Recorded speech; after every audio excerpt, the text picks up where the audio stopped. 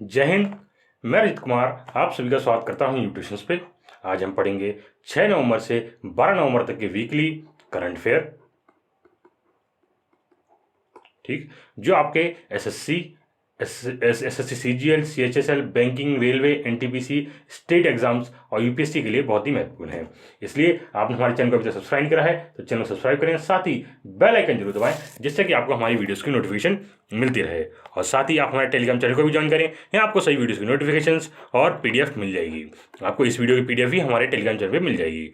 तो चलिए शुरू करते हैं आज के पहले क्वेश्चन से। आज का पहला क्वेश्चन ये रहा, The ruler of Sharjah, city of UAE, Sheikh Sultan Al Qasimi has inaugurated which edition of the Sharjah International Book Fair? Means संयुक्त अरब अमीरात ने शारजहां शहर के शासक शेख सुल्तान अल कासमी ने शारजहां अंतर्राष्ट्रीय पुस्तक मेले के किस संस्करण का उद्घाटन किया है? तो आपके ऑप्शन है 35th, 42nd, 41st, 52nd। तो सही आंसर आपका है ऑप्शन सी 41st। जी हाँ, 41st एडिशन का ये आपका हुआ है। कहाँ पे ये हुआ है? दुबई के अंदर और यूएई में हुआ है। और इसके किसके द्वारा उद्घाटन किया गया इसका? तो इसके उद्घाटन किया गया है डॉक्टर सुल्तान बिन मोहम्मद अल क्वासिमी, इनके द्वारा किया गया है। और ये आपका हुआ था 2 नवंबर से 13 नवंबर, मतलब आज तक रहेगा। इसमें आपकी जितनी क्या नाम बुकें थी उनको दिया जाएगा। और ये बुक फेयर है, साफ समझ लीजिए, ठीक है। और इसका जो थीम है, जो आपको मेन याद रखनी है, आपको थीम याद रखनी है, वो है स्प्रेड दी वर्ड, ठीक है। मतलब अपने शब्दों को फैलाएं। तो स्प्रेड दी वर्ड का मीनिंग होगा शब्दों को फैलाएं। ये इसकी थीम थी, तो याद रखिएगा। चलिए आगे बढ़ते हैं।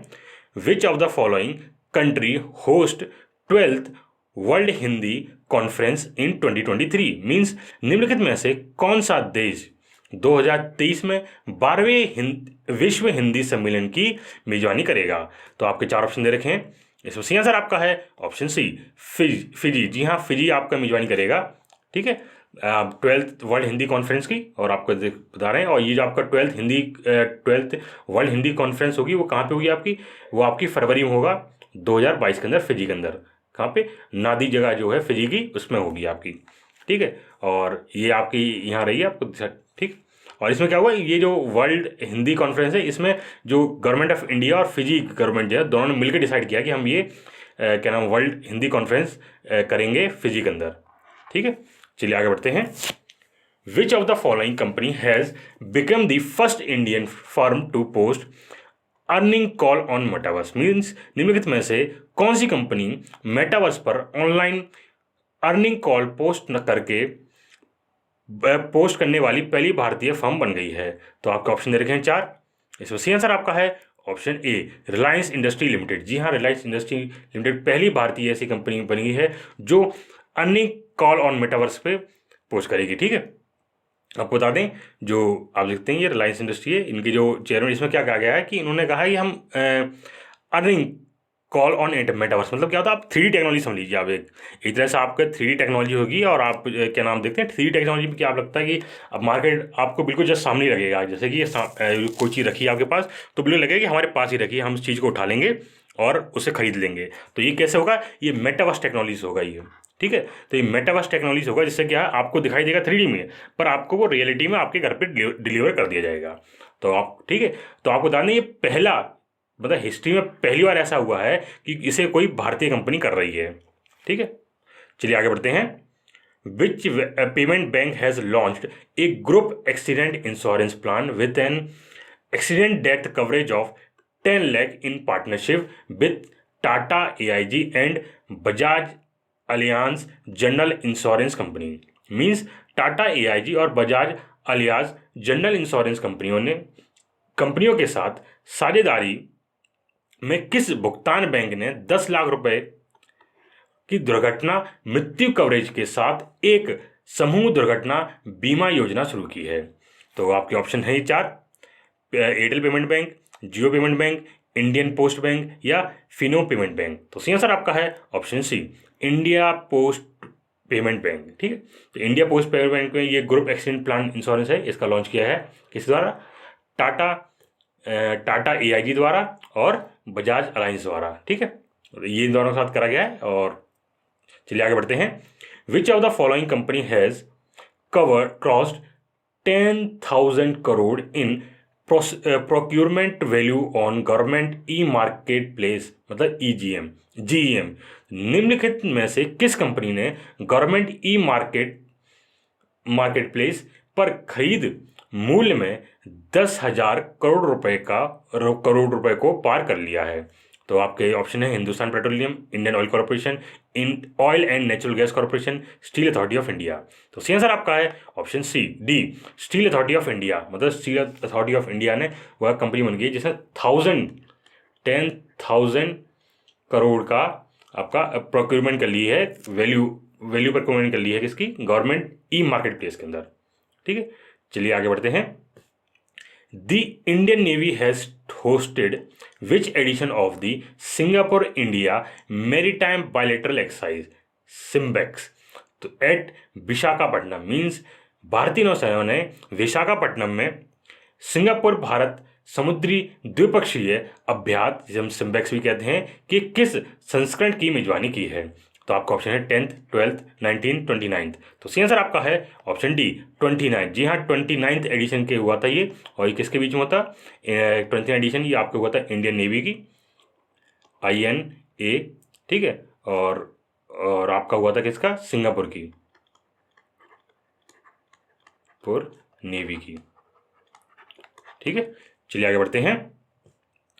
Adani new industries limited has installed of country's largest wind turbine generator WTG in which of the following state? Means Adani new industries limited ने निम्नलिखित में से किस राज्य में देश का सबसे बड़ा विंड टरबाइन जनरेटर स्थापित किया है? तो आपका ऑप्शन है उत्तर प्रदेश, गुजरात, राजस्थान, मध्य प्रदेश। तो सही आंसर आपका है ऑप्शन डी बी, गुजरात। जी हाँ, गुजरात में इसका स्थापना की गई है। आप देख सकते हैं ये विंड टरबाइंस आप जानते ही हैं, ये हवा से चलने वाले पंखे हैं ये। और जब हवा इन पर आती है तो क्या ये पंखे घूमते हैं, और जब पंखे घूमते हैं तो इनसे बिजली बनती है। ठीक है, और ये बता दें ये इंडिया की लार्जेस्ट विंड टरबाइन है जो अडानी द्वारा बनाई गई है। और कहाँ पे? मुंद्रा, गुजरात के अंदर है ये। और आपको बता दें जो ये टरबाइंस है ना, इनकी जो लंबाई है वो स्टैच्यू ऑफ यूनिटी है उससे भी बड़ी लंबे हैं ये। ठीक है, और इसके जो ब्लेड हैं ये आप देख सकते हैं ब्लेड, इसकी जो लंबाई है एक जंबो जेट से भी ज़्यादा है। आप समझ रहे हैं? एक जेट आप मान के लिए प्लेन होता है, उस प्लेन से लंबे इसके जो प्लेन के जो आप वो होते हैं, विंग्स होते हैं, आप जानते हैं, उन विंग से भी लंबे इसके ये क्या नाम वो हैं टरबाइन के फैंस हैं ये। ठीक है, ये फैन जो हैं ये लंबे हैं। तो आप सोचिए कितना बड़ा ये क्या नाम ये फैन ऊपर लगाया गया है ऊंचाई पे। चलिए आगे बढ़ते हैं। Which of the following state has launched the CM dashboard to access the real time data of all departments and discuss decisions taken on major schemes? Means निम्नलिखित में से किस राज्य ने सभी विभागों के रियल टाइम डेटा और प्रमुख योजनाओं पर लिए गए निर्णयों तक पहुंचने के लिए CM डैशबोर्ड लॉन्च किया है? तो आपका ऑप्शन है हरियाणा, गुजरात, राजस्थान, मध्य प्रदेश। तो सही आंसर आपका है ऑप्शन ए हरियाणा। जी हाँ, हरियाणा सरकार ने लॉन्च किया है। और आपके हरियाणा सरकार के जो चीफ मिनिस्टर हैं उनका नाम है मनोहर लाल खट्टर, इनके द्वारा लॉन्च किया गया है CM डैशबोर्ड और पोर्टल। ये डैशबोर्ड पोर्टल है, इसमें क्या है आपके जो रियल टाइम डेटा आपका एक्सेस होगा। जैसे कोई योजना है या फिर कोई इंपॉर्टेंट डिसीजन लेना है तो आप एकदम तुरंत ले सकें। कि ऐसा क्या होता है कि आप डिसीजन ले रहे हैं तो इन्फॉर्मेशन पर अभी डिसीजन लिया गया है, डिसीजन लेने के बाद फिर इन्फॉर्मेशन पहुंचाई जाएगी मेल के द्वारा या फिर लेटर के द्वारा, तो उसमें बहुत लंबा टाइम लग जाता है। इसको कम करने के लिए CM डैशबोर्ड पोर्टल खोला गया है। इसमें जैसे ही कोई डिसीजन लिया जाएगा इस पर डाल दिया जाएगा और बाकी जगह लागू हो जाएगा। ठीक है, और ये कहाँ पे होगा? आपका ब्लॉक में, डिस्ट्रिक्ट्स में, पंचायती लेवल्स पे ये लगा जाएगा। ठीक, चलिए आगे बढ़ते हैं। Who has inaugurated the Baji Rout national football tournament? Means और in then Dhenkanal in Orissa. Means Orissa के डेकनाल में बाजी राउत अंतर्राष्ट्रीय फुटबॉल टूर्नामेंट का उद्घाटन किसने किया है? तो आपका ऑप्शन है अनुराग ठाकुर, पीयूष गोयल, स्मृति ईरानी या धर्मेंद्र प्रधान। तो सही आंसर आपका है ऑप्शन डी धर्मेंद्र प्रधान। जी हाँ, धर्मेंद्र प्रधान जी ने इसका उद्घाटन किया है। और आप देख सकते हैं ये उसकी फोटो, ट्रॉफी का फोटो है, किसका, बाजी राउत अंतर्राष्ट्रीय इंटरनेशनल फुटबॉल टूर्नामेंट का। और आपको बता दें इसका जो हमारे यूनियन मिनिस्टर हैं धर्मेंद्र प्रधान, इनके द्वारा ये करा गया है। और ये कहाँ पर, उड़ीसा के अंदर होगा। ठीक है, और ये किसके द्वारा है, ये किया जाएगा जो प्रधानमंत्री की जो सोच है कि हम अपने कंट्री देश में के स्पोर्ट्स को प्रमोट करें, उसके इनिशिएटिव के थ्रू ये काम किया जा रहा है। चलिए आगे बढ़ते हैं। Which country has created a world record by operating the longest passenger train recently. Means हाल ही में किस देश ने सबसे लंबी यात्री ट्रेन चलाकर विश्व रिकॉर्ड बनाया है। तो आपका ऑप्शन है जापान, स्विट्जरलैंड, चाइना, फिनलैंड। तो सही आंसर आपका है ऑप्शन बी स्विट्जरलैंड। जी हाँ, स्विट्जरलैंड ने ये रिकॉर्ड बनाया है। आपको बता दें ये स्विट्जरलैंड की जो ट्रेन है ये वर्ल्ड की लॉन्गेस्ट पैसेंजर ट्रेन हो गई है। इसमें टोटल 100 कोचेस हैं। आप जानते हो 100 कोचेस जो होते हैं ज़्यादातर आपके जो आपकी मालगाड़ियाँ होती हैं, ठीक है, गुड्स ट्रेन होती है, उसके अंदर होता है। और इसकी जो लंबाई है वो है 1.9 किलोमीटर या 1910 मीटर मानी चलिए। और इसकी जो सीट्स हैं, इसके मतलब अब 100 कोचेस हैं, 100 बोगियाँ हैं, और 100 बोगियों में जो सीट होगी वो है 4550। ठीक है, और आप मानी चलिए कि पर बोगी आप कितनी है, पर बोगी 45.5 सीटीज हैं। ठीक है, तो 45.5 सीट्स हैं पर बोगी के अंदर। और ये कहाँ पे चलेंगे, स्विस एल्प्स में। तो स्विस एल्प्स की जो पहाड़ियाँ हैं वहाँ पे चलेगी। और ये सेलिब्रेट किया जा रहा है 175th Switzerland first railway anniversary मनाई जाती है फर्स्ट रेलवे की, स्विट्जरलैंड की। ठीक है, और आप देख सकते हैं 100 कैरेज है, वेट है कितना, इनका वेट कितना होगा कैरेज का, इनका वेट है 22,990 टन्स का वेट इसके अंदर है। और 1.91 किलोमीटर की इसकी लंबाई है, जैसे मैंने आपको बता दिया है। चलिए आगे बढ़ते हैं।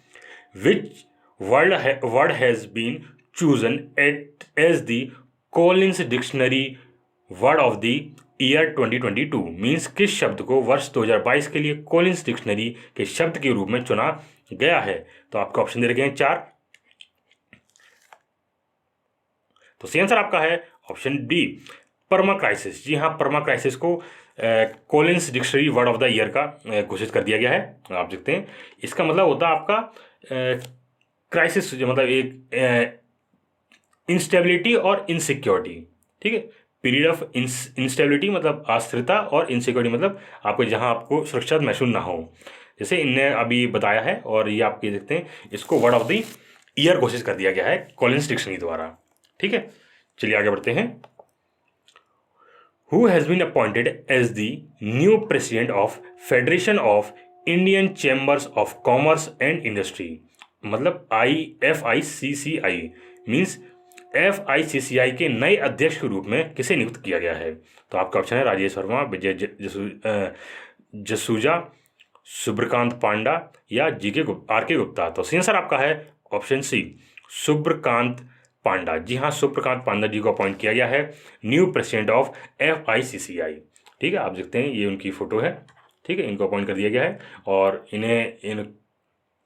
इनको अपॉइंट कर दिया गया है, क्या नाम है, न्यू प्रेसिडेंट। आप फोटो देख सकते हैं इनका। और आपको अगर बताएं तो इसके मेन चीज़ आप ये रखिएगा कि इसे फाउंड कब किया गया था। इसे फाउंड किया गया था 1927 में, और उसका जो हेडक्वार्टर है वो न्यू दिल्ली में है। किसके, federation of Indian chambers of commerce and industry का। ठीक है, चलिए आगे बढ़ते हैं। Who has been appointed as the chief executive officer of energy efficiency service limited, मतलब EESL। EESL के मुख्य कार्यकारी अधिकारी के रूप में किसे नियुक्त किया गया है।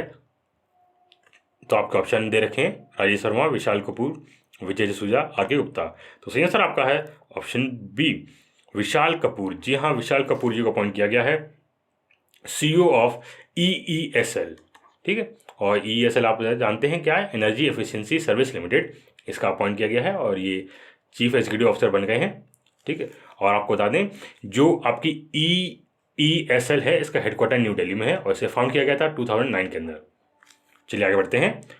Who has been selected for the Kerala's government prestigious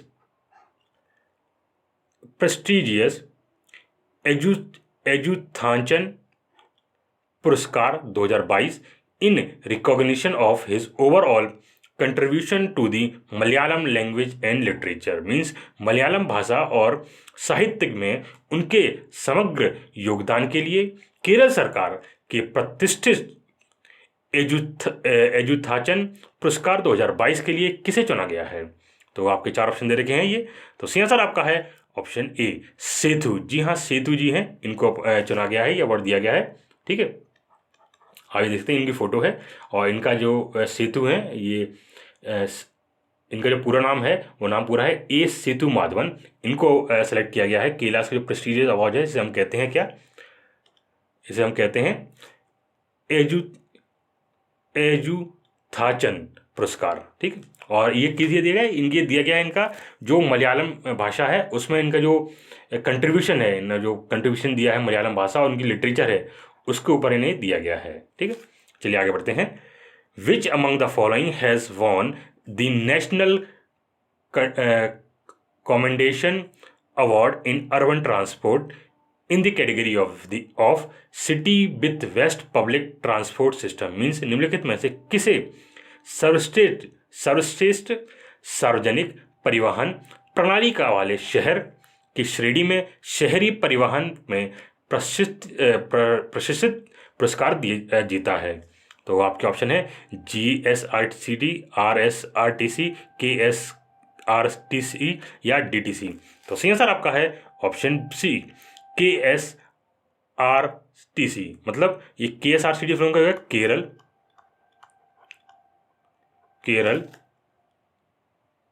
state road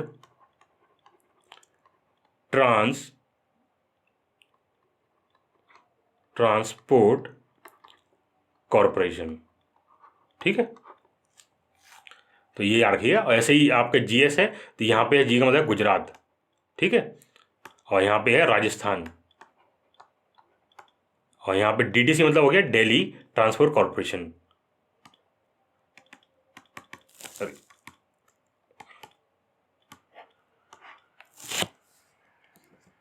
ठीक है, चलिए आगे बढ़ते हैं। Hollongi airport is located in which state, means Hollongi हवाई अड्डा किस राज्य में स्थित है? तो आपका ऑप्शन त्रिपुरा, सिक्किम, असम, अरुणाचल प्रदेश। तो सही आंसर आपका है ऑप्शन डी, अरुणाचल प्रदेश। जी हाँ, अरुणाचल प्रदेश में स्थित है आपका कौन सा? होंगली हवाई अड्डा। और आपको इसलिए क्यों पूछा गया है? क्योंकि आपको पता है हाल ही में से जो हमारी जो यूनियन कैबिनेट है इसने जो आपका न्यू ग्रीन एयरफील्ड है जो कि होगली के अंदर है और जो कि ईटानगर में पड़ता है आपका। और ईटानगर क्या है? ईटानगर कैपिटल है। ईटानगर आपकी क्या नाम है, जगह है। ठीक है, और अरुणाचल प्रदेश। ठीक है, इसमें जो है इसका जो नाम है वो अब क्या कर दिया गया है? दोई पोलो एयरपोर्ट ईटानगर। ठीक है, तो इसका नाम बदल दिया गया, अब ये कर दिया गया है दोई पोलो एयरपोर्ट ईटानगर। ठीक है, तो और ये किसके द्वारा किया गया है? ये किया गया है आपकी एयरपोर्ट अथॉरिटी ऑफ इंडिया के साथ मिलकर। ठीक है, और इसे डेवलप करेगा। असल में जो एयरपोर्ट है ये डेवलप किया जाएगा। तो होंगली एयरपोर्ट ईटानगर है, इसको डेवलप किया जाएगा किसके द्वारा? एयरपोर्ट अथॉरिटी ऑफ इंडिया द्वारा डेवलप किया जाएगा और इसका जो नाम है वो बदल दिया गया है, अब दोई पोलो एयरपोर्ट हो जाएगा। ठीक है, अरुणाचल प्रदेश का ये। चलिए आगे बढ़ते हैं। Who has unveiled the booklet agenda of members of Panchayati Raj institutions of rural development, means ग्रामीण विकास के लिए पंचायती राज संस्थाओं के सदस्यों के लिए एजेंडा पुस्तिका का अनावरण किसने किया है? तो आपका ऑप्शन है अनुराग ठाकुर, पीयूष गोयल, गिरिराज सिंह या सर्बानंद सोनोवाल। तो सही आंसर आपका है ऑप्शन सी, गिरिराज सिंह। जी हाँ, गिरिराज सिंह द्वारा इसकी जो बुक है आप देखते हैं, ये हाथों में इनकी बुक है, ये बुक इसका अनावरण किया गया है और इसका नाम क्या है? Agenda for members of Panchayati Raj institution for rural development. आप देखते हैं ये फोटो है और ये हमारे कौन है? ये गिरिराज सिंह जी हैं। ठीक है, चलिए आगे बढ़ते हैं। आपको बता दें जो हमारे union minister for rural development and Panchayati Raj हैं जो हमारे गिरिराज सिंह हैं, इन्होंने ये बुक लॉन्च करी है। इसके अंदर जो बुकलेट में है वो सारी स्कीम जैसे मनरेगा, दीनदयाल अंत्योदय योजना, national rural livelihood mission, PM Awas Yojana, ग्रामीण PM ग्रामीण सड़क योजना, ये सभी की क्या नाम है रिप्रेजेंट किया गया है इस बुकलेट के अंदर। चलिए आगे बढ़ते हैं। Who has been appointed chairperson of the 22nd law commission of India, means Bharat के 22वें विधि आयोग का अध्यक्ष किसे नियुक्त किया गया है? तो आपके ऑप्शन दे रखे हैं 4। इसमें सही आंसर आपका है ऑप्शन बी, ऋतुराज अवस्थी। जी हाँ, ऋतुराज अवस्थी जी को अपॉइंट किया गया है chairman of law commission of India. आप देखते हैं ये फोटो है ऋतुराज जी की, और हमारी ये लॉ कमीशन है, इनका अपॉइंट कर दिया गया है क्या, ये चेयरमैन अपॉइंट कर दिए गए हैं इस कमीशन के। ठीक है, और ये आपके बता दें ये हमारे क्या नाम है, ये है कौन? तो ऋतुराज जी कौन है? हमारे ऋतुराज जी हैं कर्नाटका हाई कोर्ट के चीफ जस्टिस हैं, अभी रिटायर्ड चीफ जस्टिस है, मतलब वहाँ से रिटायर हो गए हैं, तो इस तभी इन्हें ये पोस्ट दी गई है। चलिए आगे बढ़ते हैं। Which of the following company has topped by world's best employers ranking in 2022, means निम्नलिखित में से किस कंपनी ने 22वें विश्व की सर्वश्रेष्ठ 2022 में विश्व की सर्वश्रेष्ठ नियोक्ता रैंकिंग में शीर्ष स्थान प्राप्त किया है? तो आपका ऑप्शन है IBM, गूगल, सैमसंग, माइक्रोसॉफ्ट। तो सही आंसर आपका है ऑप्शन सी, सैमसंग। जी हाँ, सैमसंग वो कंपनी है जिसने ये पोजीशन पाई है। ठीक है, इसमें फर्स्ट पोजीशन पाई है सैमसंग ने, तो याद रखिएगा सैमसंग इसने फर्स्ट पोजीशन पाई है। जो कि कहाँ की कंपनी है सैमसंग? ये साउथ कोरिया की कंपनी है, साउथ कोरिया कंपनी है सैमसंग इलेक्ट्रॉनिक्स। इसने फर्स्ट पोजीशन पाई है किसमें? वर्ल्ड्स बेस्ट एम्प्लॉयर्स रैंकिंग में। ठीक है, और इसमें जो इंडिया की अगर देखा जाए तो इंडिया की एकमात्र जो कंपनी है वो है रिलायंस इंडस्ट्रीज, जिसकी जो वर्ल्ड रैंक रही है वो रही है 20th रैंक रही है वर्ल्ड। ठीक है, और एकमात्र इंडिया की यही कंपनी है जो अंडर 100 आई है। ठीक है, जिसने अंडर 100 में रैंकिंग पाई है। और वैसे अगर बताया जाए तो जो इंडिया की रैंकिंग जो है ना, वो रिलायंस इंडस्ट्री है, वो Mercedes Benz, US beverage Coca Cola और जापानीज़ की जो होंडा कंपनी है, और यामाहा, और सऊदी अरामको, इन कंपनियों से ऊपर पाई है। मतलब ये कंपनियां जो हैं वो रिलायंस इंडस्ट्री से नीचे है। और रिलायंस इंडस्ट्री की जो टोटल रैंक रही है वो ग्लोबल लेवल पे वो 20th रैंक रही है। और इंडिया में तो ग्लोबल अगर देखा जाए तो रैंक रही है इनकी 20th रैंक। ठीक है, और इंडिया में देखा जाए तो इसकी फर्स्ट रैंक रही है। ठीक है, किसकी? रिलायंस इंडस्ट्री की, रिलायंस इंडस्ट्री की,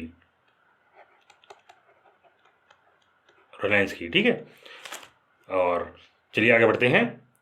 who has been appointed as the deputy chair of GSMA, GSMA के अध्यक्ष के रूप में किसे नियुक्त किया गया है? तो आपका ऑप्शन है सुनील मित्तल, गोपाल मित्तल, संजय कपूर, रंजन मित्तल। तो सही आंसर आपका है ऑप्शन बी, गोपाल मित्तल। जी हाँ, वित्तल, सॉरी ये मित्तल नहीं है, वित्तल है। गोपाल वित्तल जी को अपॉइंट किया गया है chairman of GSMA, deputy chairman of GSMA। आप देखते हैं गोपाल वित्तल जी हैं। ये कौन है? ये एयरटेल के CEO हैं। ठीक है, और एयरटेल के CEO हैं, इन्हीं अपॉइंट किया गया है किसका? Global system of mobile communications association, जिसे हम कहते हैं GSMA, इसका डेप्यूटी चेयरपर्सन।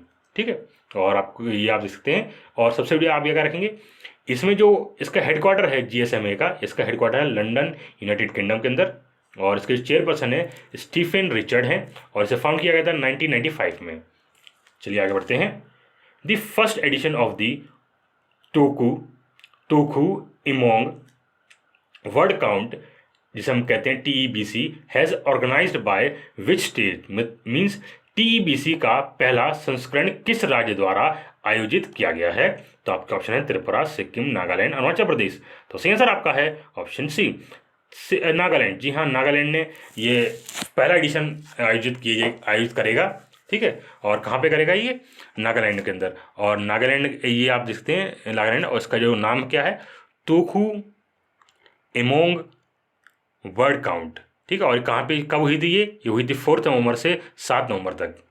ठीक है, और इसमें क्या हुआ, क्या नाम है, इसमें क्या किया जाएगा, इसमें जो वर्ड्स हमारी उनको प्रमोट किया जाएगा, उनको वर्ड कंजर्वेशन के लिए। ठीक है, तो ये किस लिए बनाया गया है? ये वर्ड कंजर्वेशन को, वर्ड कंजर्वेशन ऑफ वर्ड्स के लिए ये प्रमोट किया जाएगा, मतलब चिड़ियाओं को बचाने के लिए।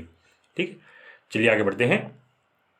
Who has been elected as the new president of international hockey federation for 2 years, means 2 साल के लिए अंतर्राष्ट्रीय हॉकी महासंघ के नए अध्यक्ष के रूप में किसे चुना गया है? तो आपके 4 ऑप्शन दे रखे हैं। इसमें सही आंसर आपका है ऑप्शन बी, तैयब इकराम। जी हाँ, तैयब इकराम जी को अपॉइंट किया गया है president of international hockey federation for 2 years, मतलब 2 साल के लिए ही रहेंगे ये। ठीक है, कौन रहेगा? तैयब इकराम जी।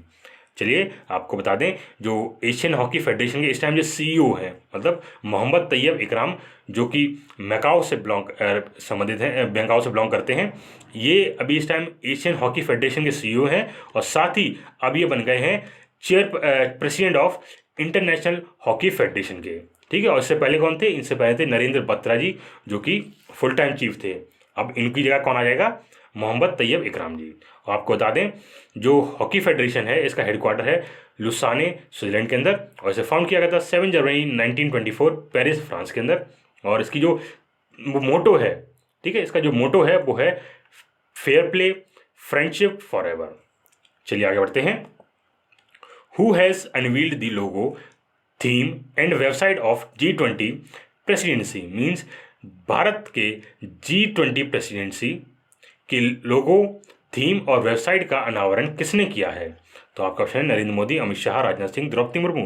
तो सही आंसर आपका है ऑप्शन ए, नरेंद्र मोदी। जी हाँ, नरेंद्र मोदी जी ने अनवील किया है लोगो और थीम। आप देख सकते हैं ये लोगो है, ठीक है, ये लोगो है G20 समिट का। इसमें आप देख सकते हैं G20 लिखा हुआ है, ये G20 लिखा हुआ है, और ये 20 यहाँ ग्लोब है। इसमें जो अर्थ है, अर्थ में यहाँ इंडिया है, और ये कमल का फूल है। और यहाँ देखते हैं इसकी थीम है one earth, one family, one future, मतलब वासुदेव कुटुंबकम, जिसे हम कहते हैं वासुदेव कुटुंबकम, जिसे हम कहते हैं one earth, one family, one future. याद रखिएगा, थीम बहुत इंपॉर्टेंट है। आपको बता दें, जो नरेंद्र मोदी जा रहा है, इनका प्रेसिडेंट ऑफ हमें G20 की प्रेसिडेंट मिलेगी कब? 2023 में।